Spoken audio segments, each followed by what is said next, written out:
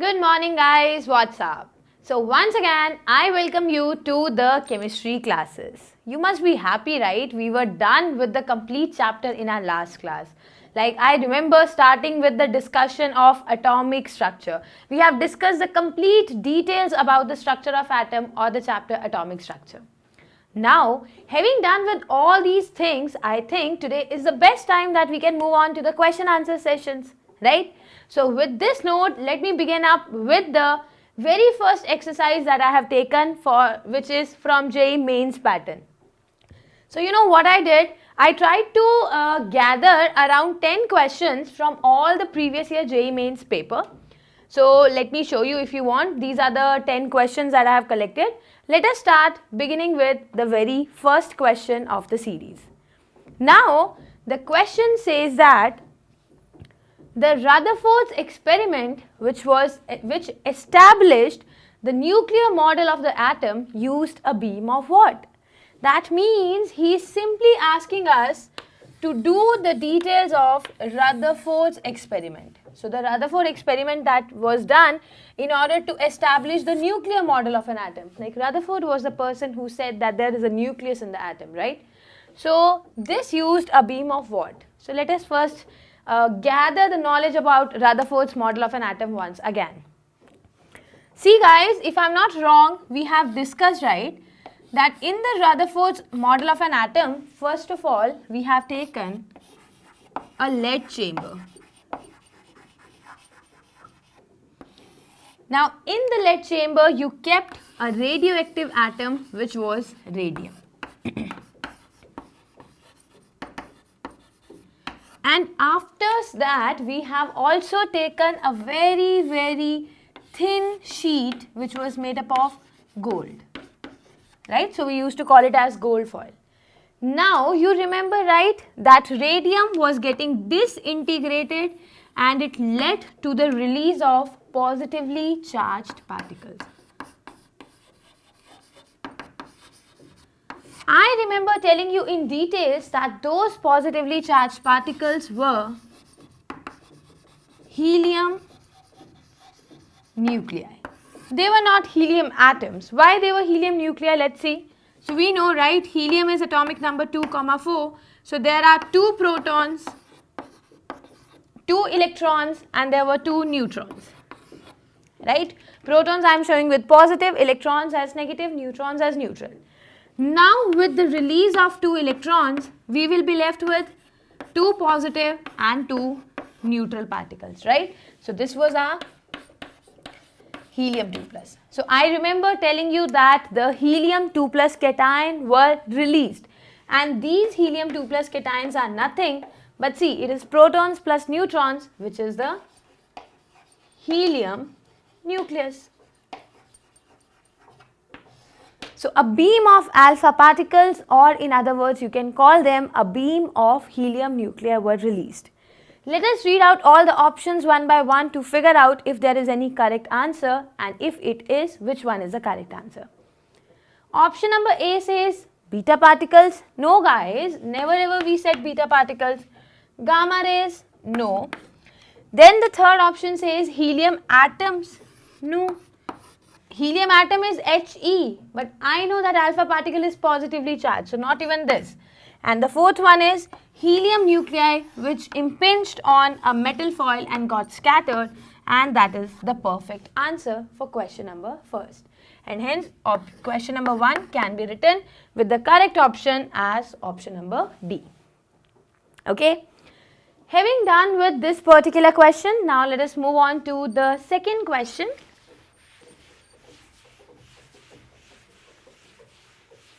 Just give me a second so as to prepare the board. Okay, by that time I can switch on the second question for you. Read out the second question which says that many elements have non-integral atomic masses because. So first of all, he is giving us a fact that so many elements in nature, they are having non-integral atomic masses. Okay, and then he has given us the answer why or which of them. Fine. Let us first of all try to concentrate about chlorine atom. You remember guys, chlorine atom is having 17 protons, and I remember while I was discussing the isotope thing with you, we said that chlorine 35 was one isotope of chlorine and chlorine 1737 was another isotope of chlorine. By the way, what is this 35 and 37? This 35 and 37 stands for mass number or atomic masses, right? The number of protons plus neutrons which are present in an atom. Now see guys, since mass number represents the number of protons plus number of neutrons. So whatever may be the number of proton, whatever may be the number of neutron, but the total number of proton plus neutron will be an integral value. Am I right? Now the main problem is that since Cl35, let us say, might be present in 75% and this might be present 25%. Suppose for example, I have a bucket which is having 100 atoms of chlorine, and then in that bucket the 75 atoms of chlorine will be Cl1735 and the next 25 elements of chlorine will be Cl1737. Right? You remember how we calculated the average atomic mass? So I have written the formula.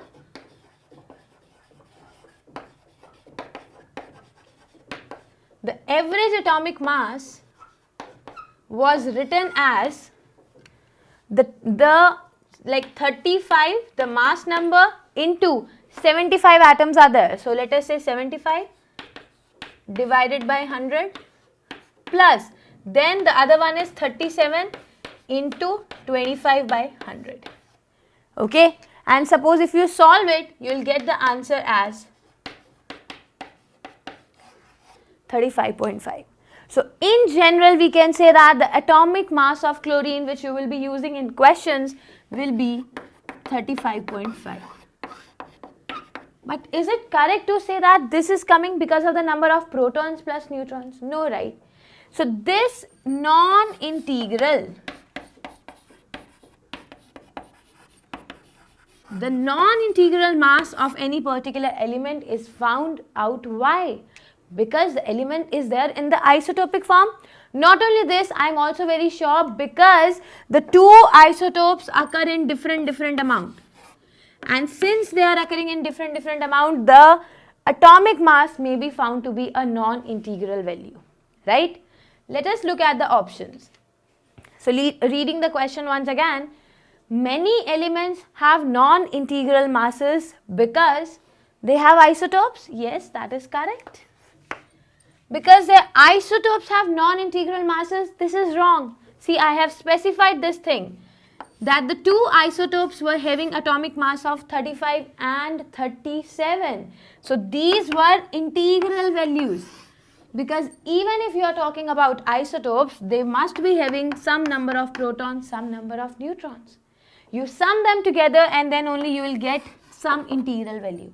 Because proton will be an integral number. There can be 2 protons, 3 protons, 20 protons, but there won't be ever 20.1 proton.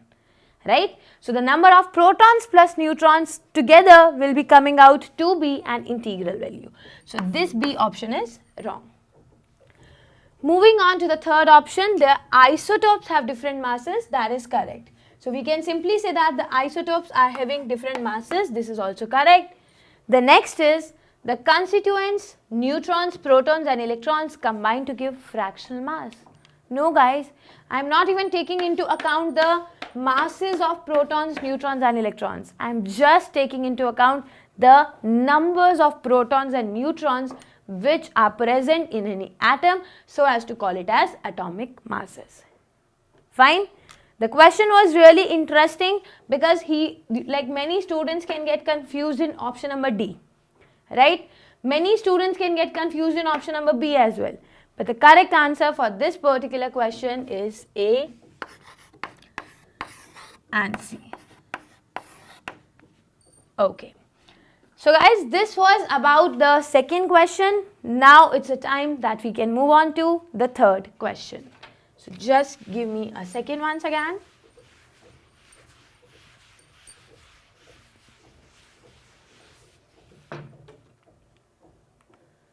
Okay, so we have another question, which is question number 3. You can read out the question which is there on the screen. And the question says that Rutherford scattering experiment is related to the size of what? So he is talking about the Rutherford's model of an atom, and when the experiment was done, the size of which thing was found. See, now I'll tell you how students get confused. You know, students like you would have mugged up a formula.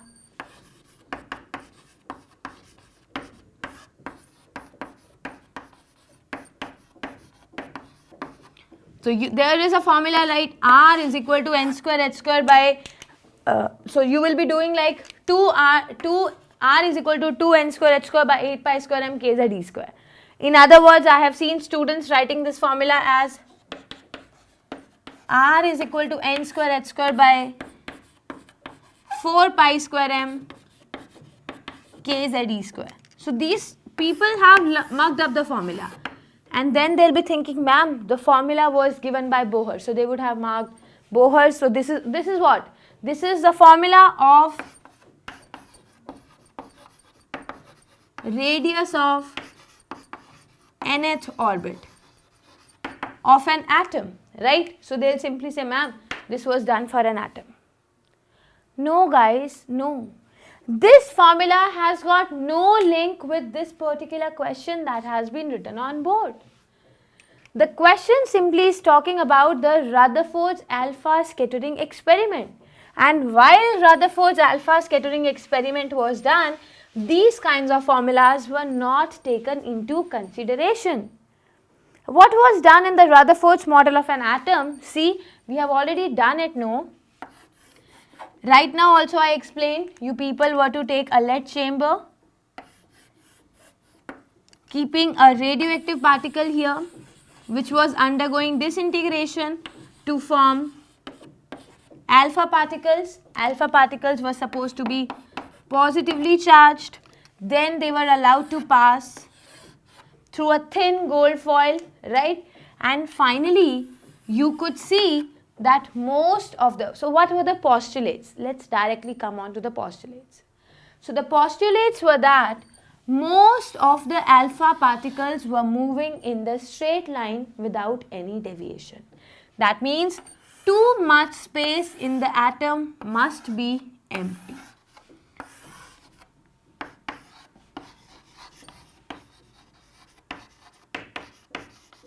But too much space is empty has got no correlation with the size of an atom. No. The second observation was that when the alpha particles are coming, they come and then they get deflected towards with the larger angles. So alpha particles were coming, they were getting deflected at larger angles. Now, why the alpha particles were getting scattered at larger angles? Then also we were saying this is because the nucleus must be positively charged. And since nucleus must be positively charged, the alpha particle which is coming is also having a positive charge. So when positive and positive will interact, then we can say that they will repel each other and hence they will be moving, so they will be deflecting at larger angles. Okay? But we also had a third observation in our mind. And the third observation said that when the alpha particles were moving in the straight line, only a few alpha particles were such that they were coming back by an angle of 180 degree. Okay, so all the alpha particles were coming back at an angle, like very few alpha particles were coming back at an angle of 180 degree. And when the alpha particles came at an angle of 180 degree, like only 1 out of 20,000 alpha particles were coming back. That means the space occupied by the nucleus is really very small, because if the space occupied by nucleus would have been big enough, then many of the alpha particles would have come back. but only 1 or 2 are coming back. That means the nucleus is occupying a very small volume. Or in other words, I can say that the nucleus is really very small. So I have a so the nucleus present in an atom is really very small, and hence I can simply say that the Rutherford scattering experiment is related to the size of nucleus. It didn't say anything about the size of electron, neutron, nothing. Moreover, it didn't say anything about the size of atom. Confusing point was the students could have got confused in these two things. These were okay that they were not discovered that time, but so don't consider the atom. Atom was nowhere it was said that the atom is big enough. So maybe it was very clear that the nucleus is small, so maximum space is empty. Okay, so thus saying that question number 3 has got option number A as the correct option. Fine? Okay, so having done with this category of question also, okay guys, all these questions that I am writing on board, all of them have been taken from past year JEE paper. So don't think that these questions are too simple that I should not have asked them. They are really good questions because they have been asked in past year JEE Mains or AIEEE paper. Now moving on to the next question, which is question number 4. Let's see what the question is saying. The question says that the correct set of 4 quantum numbers for the valence electrons of rubidium atom and the atomic number is given to be 37. So let us simply leave everything, let us not read out the options, let us simply start doing. Okay, by the way, let's first read the question and try to figure out a trick. So these are N, L, M, S. Fine, they will always be given in the order N, L, M, S. Now see, when I am saying the atomic number is 37, so let me start writing down. The electronic configuration will be 1s2, after 1s2 it will be 2s2,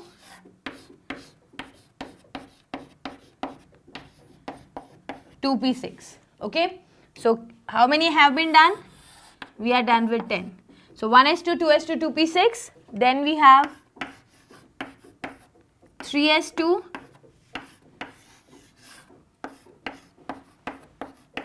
then we have 3p6, after 3p6 we have 4s2. So 2 plus 6, 8 plus 2, 10. So 1s2, 2s2, 2p6, 3s2, 3p6, 4s2. After 4s, it is the 3d which starts filling up.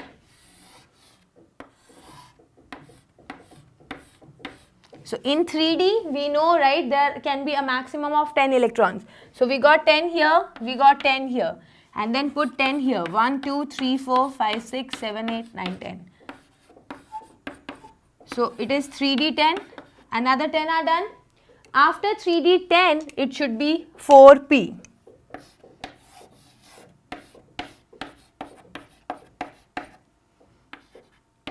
So this is 4p6 and 4p6 after that. So we are done with 6 more. We are just left with 1, that is 5s. Okay, read it again. So 1s2, 2s2, 2p6, 3s2, 3p6, 4s2, 3d10, 4p6, 5s, 1. Okay, making it a total of 10 plus 10, 20 plus 10, 30 plus 6, 36 plus 1, 7. Okay, now he is saying you need to tell the correct value of all the 4 quantum numbers, and my main electron is 5s. This is the valence electron. So we need to tell the quantum numbers for this 5s1 orbital. Let me remove all that because we finally need only 5s1 orbital. So when I am talking about the 5s1 orbital, What should be the value of n? For sure you will say, ma'am, 5, right? Since it is s orbital, so the value of L will be 0. If the value of L is 0, the value of M will also be 0, and the value of S can be either plus half or minus half. So these are the values that I'll be getting. 500 half or 500 minus half. Let's see. 500 half may be correct. 510 half, not at all correct because L is 0, that is for sure. 511 half, again not at all correct. 501 half. Guys, when L is 0, M is supposed to be 0. So even this can't be the option. The only correct option for this particular question will be option number A. Okay? Okay, so finally we discussed 4 questions. Now I think we should be moving on to the next question, which is question number 5. Let's see if we have an easy or a difficult question. Whatever the question is, but it's really nice. Let us discuss. The question says, which of the following is the energy of possible excited state of hydrogen? We just need to figure out the energy of possible excited state of hydrogen. The values are 13.6, minus 6.8, minus 3.4 and plus 6.8 electron volts. Okay? You remember while I was teaching you the theory about hydrogen atom, I used one very simple statement that the energy of an electron in the hydrogen atom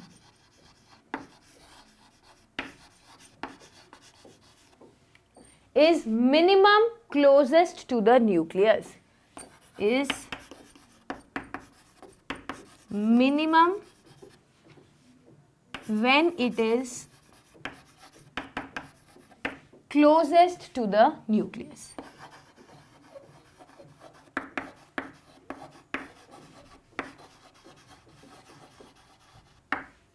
However, the energy starts increasing. The energy starts increasing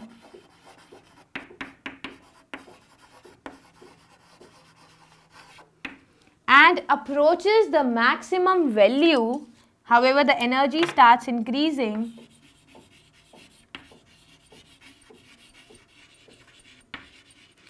and approaches the maximum value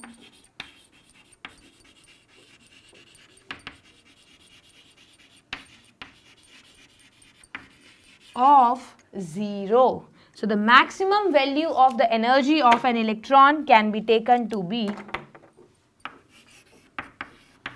0. And this value is attained at infinity. And this value is attained at infinity. Right? What does this mean? This simply means that if there is nucleus in the center, okay, and suppose the electron is at infinite distance from the nucleus, you might not be able to see it, right? And yes, I have drawn it like this so that you can't see it. Can you see infinity? No, man. So this is what I am saying. No, the electron is so far away that even I can't see that. So this is what is infinity. And when there is infinite distance between the electron and the nucleus, that means there is no interaction taking place. And when there is no interaction taking place, we say that it is at energy which is equal to 0. Okay. Now just see, suppose I am starting from the infinity. I can see infinity, you can't. Suppose I am taking the electrons and it is moving towards the nucleus, nucleus, nucleus, nucleus. Now you would have started seeing the electron, right?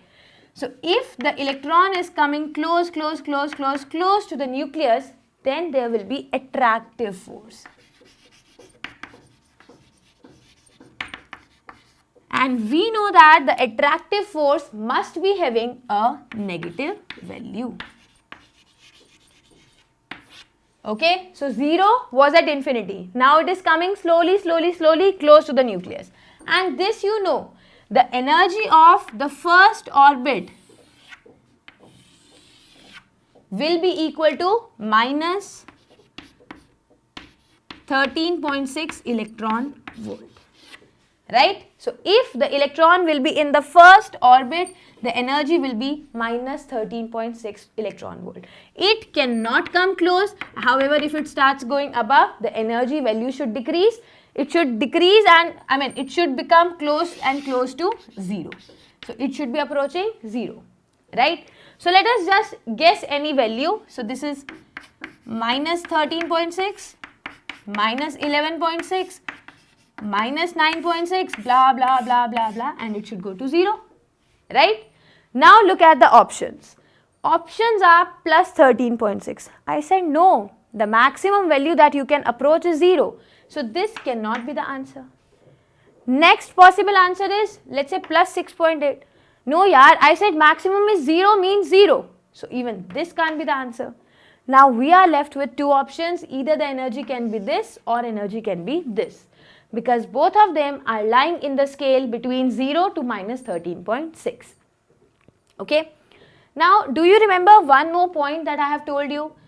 That see, if these are the prescribed energy levels, the electron can either be found in n is equal to 1, n is equal to 2, 3, 4, 5, 6, 7 and so on.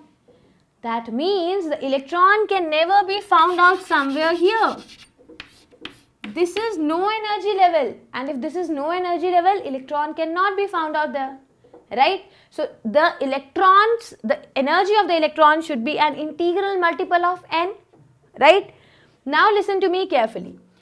The energy of nth orbital in the case of hydrogen atom is given as minus 13.6 divided by n square electron volt. Okay. Now try to put these values. Suppose you are putting minus 3.4. So minus 3.4 will be minus 13.6 divided by n square. And if you solve it, you will get n value as 2. Which is a good answer. N is equal to 2 is appreciable, right? However, if I would have asked you to substitute another value, which is minus 6.8. Keep on doing, you will not get any integral value. You won't be able to get an integral value of n, and thus making sure that the correct answer for this particular question will be option number C and not option number B. Fine? So guys, this was really a good question. You can mark such kind of questions to be repeated in the exam again. Note it down whatever is written on the board so that finally we can move on to our next question. So note it down guys so that we can now continue. So guys, done with the fifth question. Half of the questions are done, right? So you must be feeling nice. Let us move on to the other half of the questions, and in that series, let me give you question number 6. I am a bad teacher. I would not have given you an easy question for sure. So question number 6 says that, oh, it's not an easy question. So you should be like, oh, ma'am is bad. See, the question says that the kinetic energy of an electron, so what is given to us, I just need to know. An electron is given to me. I need to figure out its kinetic energy. In the second Bohr's orbit of hydrogen atom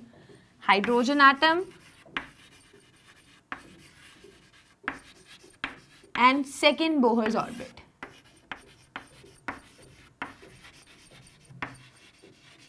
See guys, so whenever you go to market and then your mom will start shouting from back end, go get this also, get a packet of this, get this, get this, get this. So you prepare this checklist, right? This is all is to be taken from market. Similarly, while you are practicing the questions at your home, try to make it a habit of picking out something important, writing it separately, because it really helps you understand the question and it really helps you getting the answer quickly. So just imagine when the question is given, it's your mom shouting, go get this, go get this, go get this. So it will be really helpful. Okay, so the kinetic energy of an electron we need to find out. Oh, one more thing is given to me, that A naught is the Bohr's radius of first orbit of hydrogen. So first hydrogen atom's orbit and the radius is given to be A naught, right? We need to find the kinetic energy of the electron. Guys, but before I proceed on to the question, see, all the questions are given in the terms of A naught, A naught, A naught, right? So we need to bring this A naught in our final answer.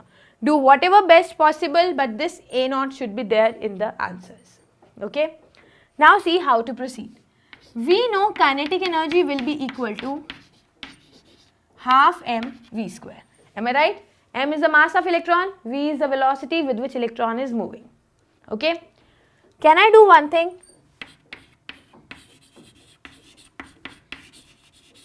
Can I say divide and multiply by m? So when you are dividing and multiplying it with m,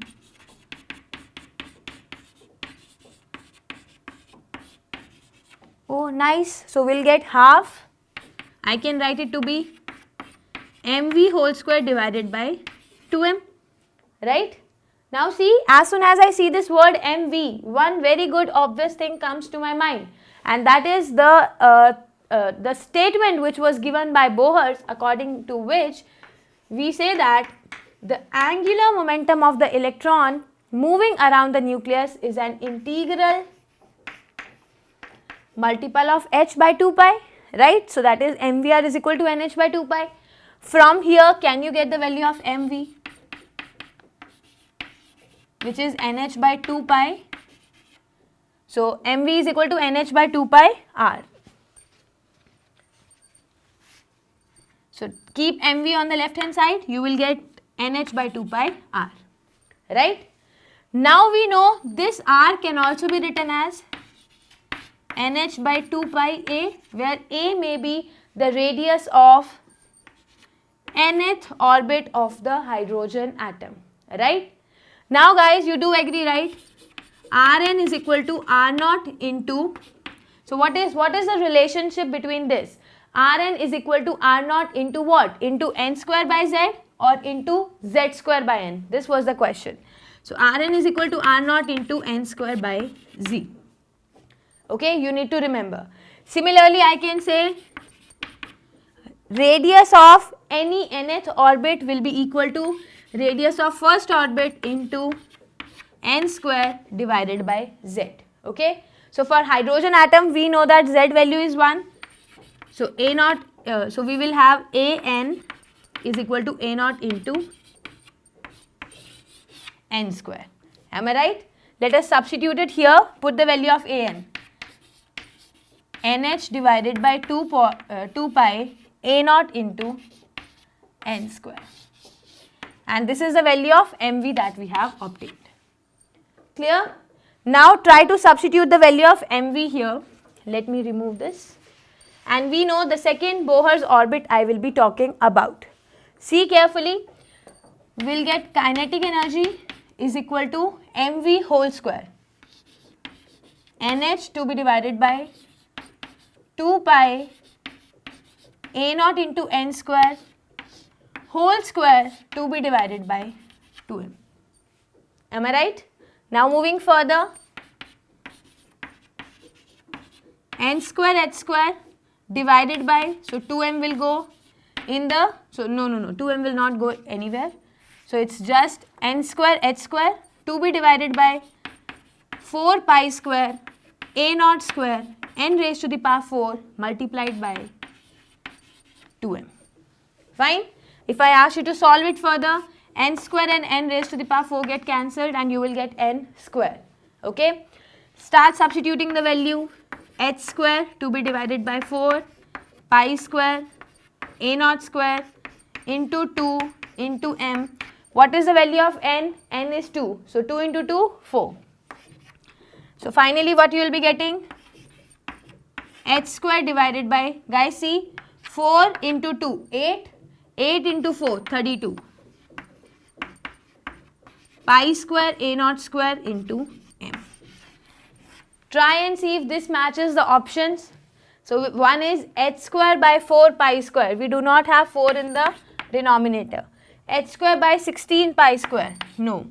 H square by 32 pi square m a naught square. Yes, we got the answer, and thus I can say option number C is the correct option for question number 6.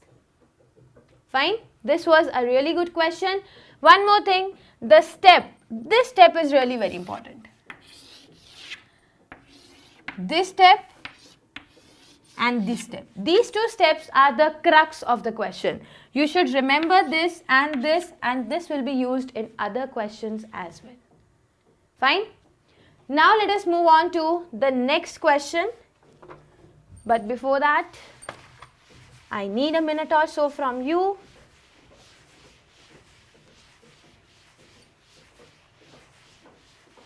So guys, now we are left with 3 or 4 other questions, and let's see what is there being said while we'll be talking about question number 7. You might be thinking, ma'am, it's again a lengthy question, but guys, this is really an easy question. The question says, if nitrogen atom had electronic configuration 1s7. So nitrogen atom is atomic number 7. Let's say the electronic configuration is 1s7. Okay.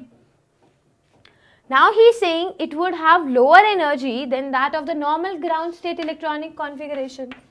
So if normal ground state electronic configuration we ask, it should be 1s2, 2s2, 2p3. I agree.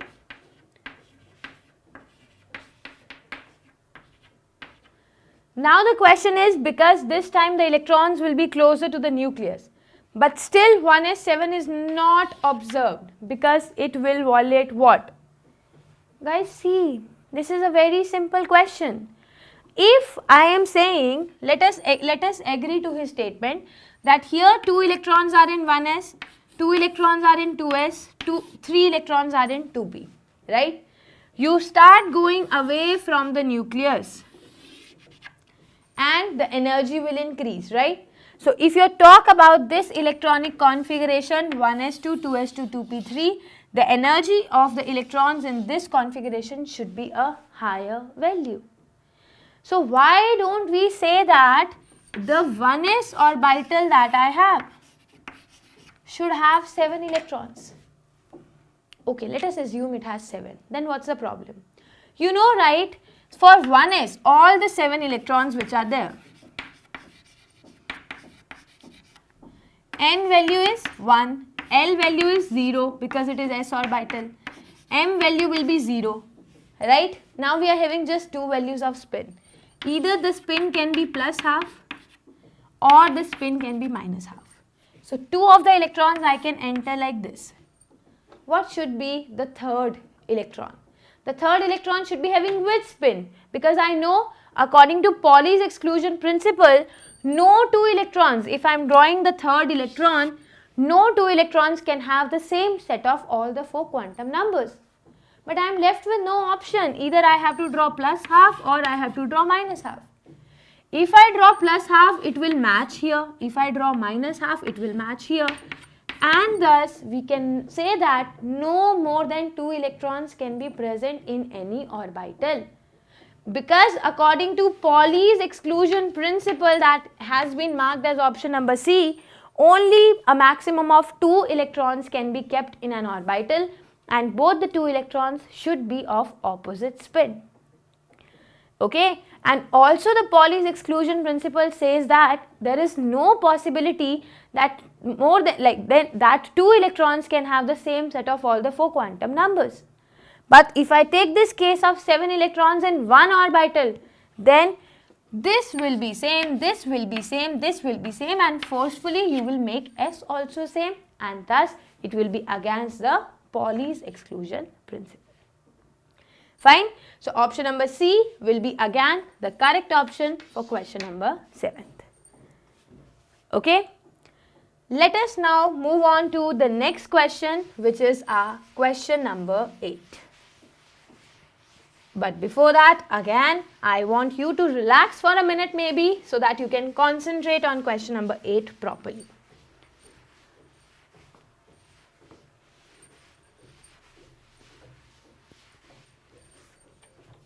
Moving on to question number 8. The question number 8 says that the orbital angular momentum of an electron in 2s orbital is. We need to talk about orbital angular momentum. Guys, you remember we have done the formula for orbital angular momentum of an electron, which was h by 2 pi under root L plus 1, and this can also be written as h cross under root L plus 1, right? Now you are talking about a 2s orbital. So when you talk of 2s orbitals, you are well clear that the value of L will be 0. So if the value of L is 0, substitute it here. H cross under root 0 into 0 plus 1. Yeah, under root of 0 is 0. Multiply 0 with anything is 0. So overall final answer will be 0. See, JEE people are not that bad. They will not ask you to do such bad calculations. They have written a very small answer as 0, and that's the correct answer.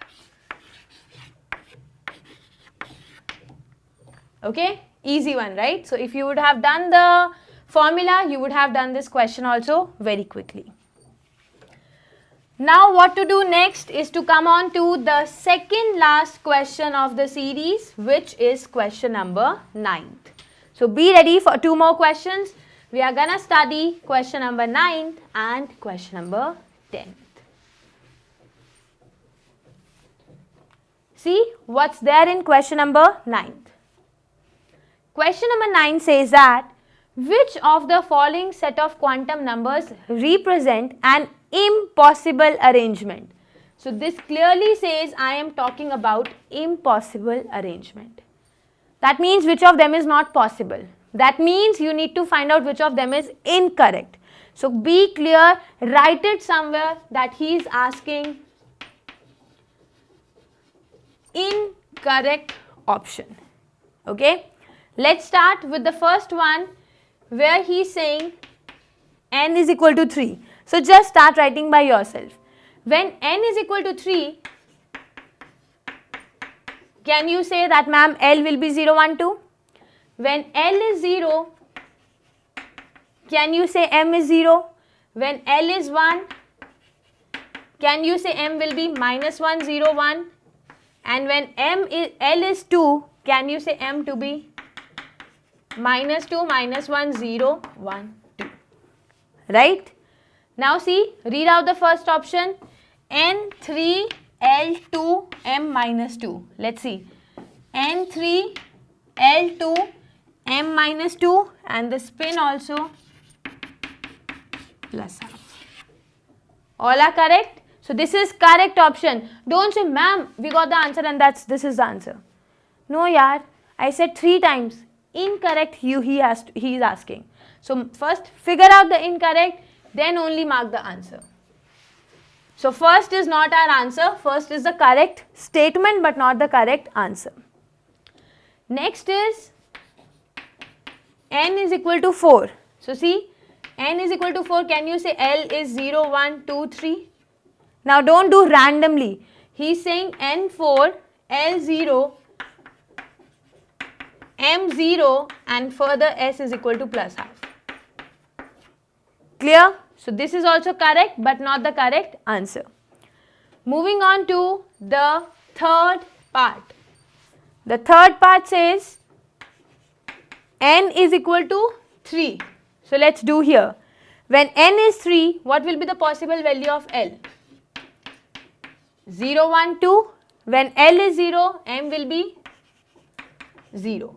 When L is 1, M will be minus 1, 0, 1.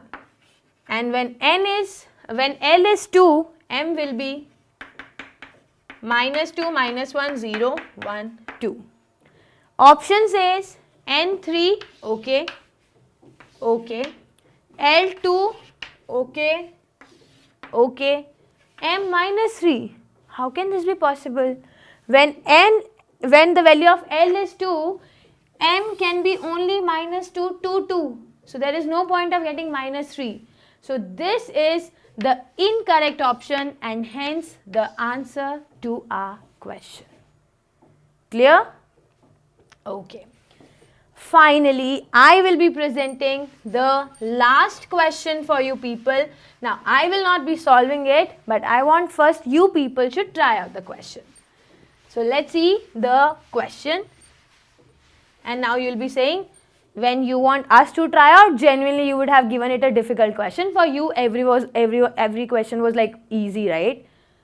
But oh my god, now you'll be like, you are bad, we don't want to do the question. It's such a lengthy question, right? Let's see, calm down, let's see.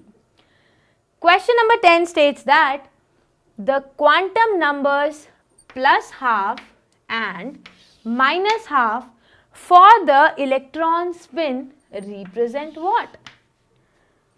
Guys, they represent the quantum numbers only. See, the quantum numbers plus half and minus half for representing the spin of electron represent what? They are quantum numbers only, no? Let's read out the options.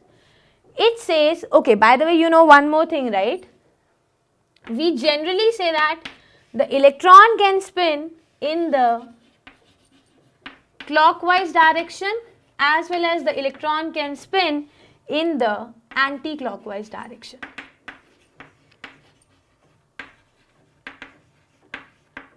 Fine, but according to physics, if you do the chapter rotation, dynamics and all, there you will find if the electron is spinning in the clockwise direction, you will do a set of questions, you will do a set of derivations to get the answer for the spin of electron. If you do the similar derivations for anti-clockwise direction, you will have a set of derivations to finally figure out the spin of electron. But in chemistry, in quantum mechanics, if I am saying one is having plus half, one is having minus half, it just means that these are the representations I have given to represent the quantum numbers. That's it. Nothing else. No physics calculation involved here. Let's start reading down the options. It says the rotation of electron in clockwise and anti-clockwise direction respectively. I said, okay, that's a presumption, but it has got nothing to do with the calculations. If you calculate, you might be getting a particular value of spin, but not plus half and minus half.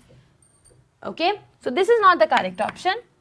Second says rotation of the electron in anti-clockwise and clockwise direction respectively. Again, no, because he has just done the vice versa. Third, the magnetic movement of the electron, no, that is wrong. The magnetic moment of the electron is not represented. The fourth, two quantum mechanical spin states which have no classical analog, that is correct. This is what I am saying. If you do the classical theory according to physics, you will not get the values plus half and minus half. So this plus half and minus half are just two numbers which are given for the representation of spin of electron and thus showing the quantum numbers. This has got nothing to do with the classical physics. Okay. Guys, this was although the last question and we have got the last option also as the correct answer, but this question was really an important question which has been asked in JEE Mains. Okay. So with this question, I think we are done with the topic for today where we were discussing the JEE Mains pattern questions. Now you would have got an idea of what kind of questions are generally asked in exam. And I think you must have got the confidence also that maybe not all of them, but many of them you will be able to do by yourself, right? So for further things, you need to practice the questions, take more questions from the modules that have been provided to you, and thus you can practice doing lots of questions and come up with the if you have some doubts, you can come up to us. So till that time, take care. Bye-bye.